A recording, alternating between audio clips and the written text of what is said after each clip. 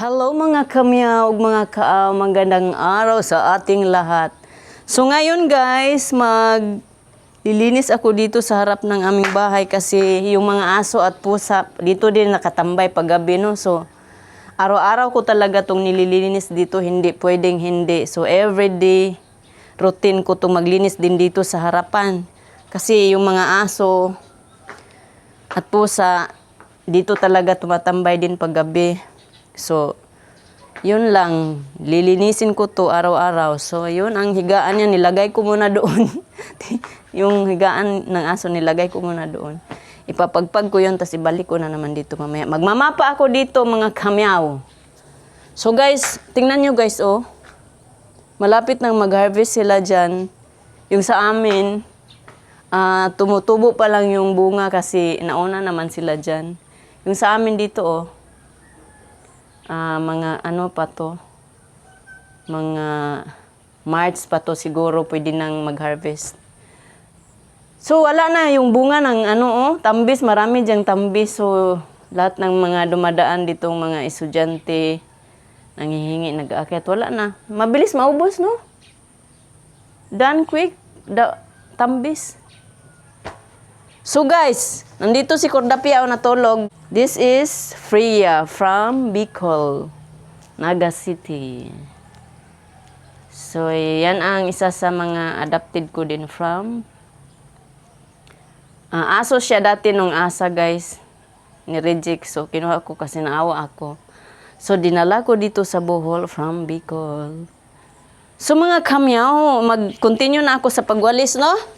So, ganito lang araw-araw guys. Tapusin ko muna to dito kasi magmamapa ako. At baka mamaya mag-ano kami guys, mag-grocery ako. Kasi wala na kaming pagkain dyan sa ref. Walang laman ang ref namin. At bibilan ko din ng pagkain yung mga aso ko at pusa. Sana makahanap ako doon ng murang isda sa Ubay. Baka meron doon tag 30 kilo na tamban for my dogs and cats. Fish, tamban, like, I hope I can get 30 per kilo. Isda, fish na tamban. Fish na tamban. Bitaw guys. Oy, so Karabaw, English man ko guys. So may tae guys, wait. Tae, oh. Nagigit-igit din kasi yung pusa ko, guys. So, kailangan kong tapusin ko muna na to dito, magwalis. Kasi para makapag-map na ako. At para mamaya, wala na akong gagawin. So, ganito lang, guys. Maaga akong natapos ngayon, guys. Minsan kasi, late na akong matapos kasi Facebook. Wasting time, Facebook. So, no more Facebook na. Need to focus my daily chores every day para matapos ako ng maaga. So, I can rest also too. When I done my chores, of course, I need to rest too. And taking care of myself. So, ganito lang guys, araw-araw. Oh. Pagod na ako guys.